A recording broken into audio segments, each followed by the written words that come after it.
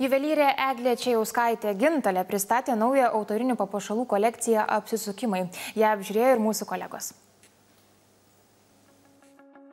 Įvairių žmonių asmeninių gyvenimų ir potyrių vingiai įamžinti 7-ojoje juvelyrės Eglės Čėjauskaitės Gintalės kolekcijoje Apsisukimai.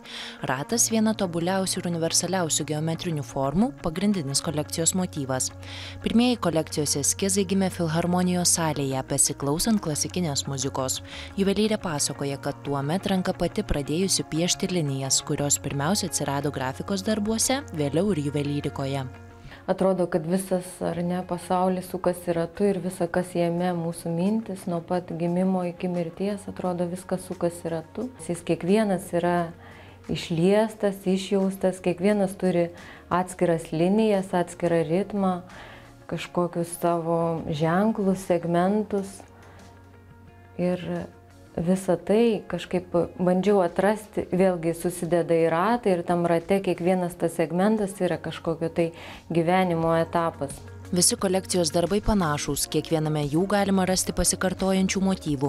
Tačiau jie pasakoja skirtingas istorijas, atskleidžia įvairias gyvenimo prasmes. Šį kartą Eglė Čėjauskaitė Gintalė stebina papuošalų formomis, medžiagų deriniais. Papuošalams naudojo ne tik metalus ir brangiuosius akmenis, jos darbuose galima aptikti ir koralų, žmonių plaukų.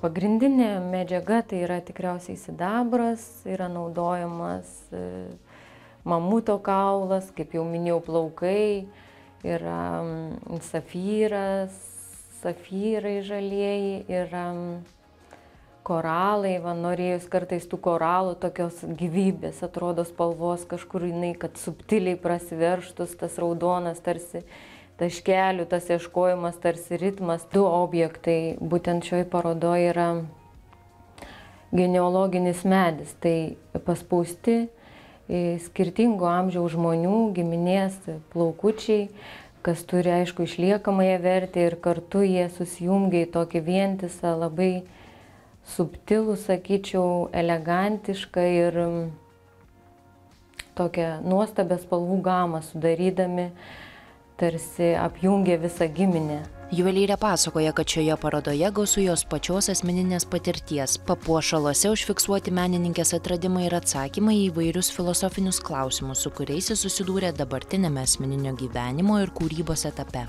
Šioje parodoje nebuvo noras kažko padaryti tokio, kažką labai nustebinti, bet buvo noras tiesiog savęs ieškojimas ir tam tikro etapo parodimas. Ta paroda tarsi meditatyvinė tokia muzika gavosi iš viso to. Tas ritmas, vėl kažkoks tai daiktas atsirandantis, pliusas, minusas kažką reiškiantis. Eglės Čėjauskaitės Gintalės darbai preciziški ir subtilūs, rafinuoti ir profesionalūs, kalbantis apie atradimus vykstančius tuo met, kai ribas nusistatai pats. Kolekcija Apsisukimai eksponuojama Vilniuje iki vasario 1 dienos.